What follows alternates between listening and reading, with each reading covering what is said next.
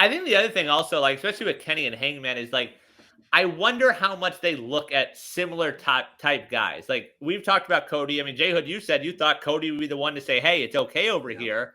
But do they look at him and say, yeah, he's the face, but he's not the champion?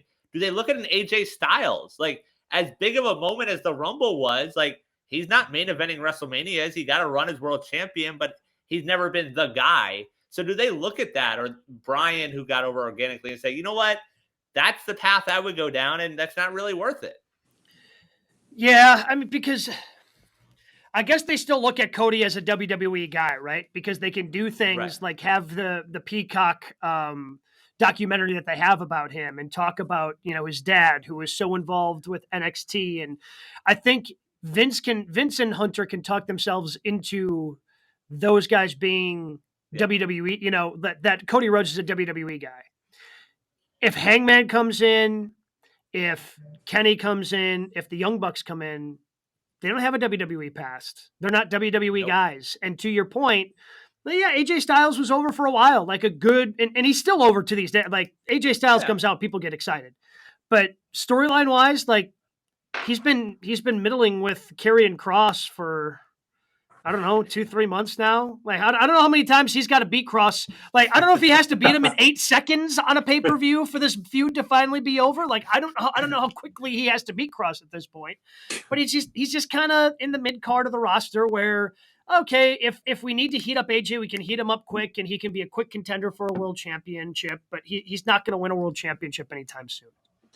Yeah, AJ Styles thing is interesting because he and Vince are close. They're politically aligned, and they like each other very much. They talk apparently a lot, but just he's cooled off. That whole thing is just cooled off. That faction, I mean, I like Mia Yim like the next guy. I think she's very good. I think she's very talented, but that whole faction is just dead.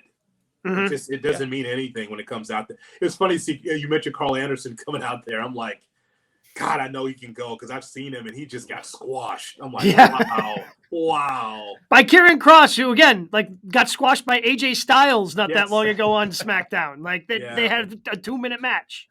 Jeez. I mean, I think that's a good point, Brian, where maybe they look at an AJ Styles or they look at a Shinsuke Nakamura, especially if you're like a Kenny, like Shinsuke. Can you imagine Shinsuke in AEW? The King of, because they use King of Strong Style as a moniker in the WWE, but he could actually unleash the King of Strong Style in AEW. Yeah, there's no doubt. But I still think it comes down to the short schedule and the money.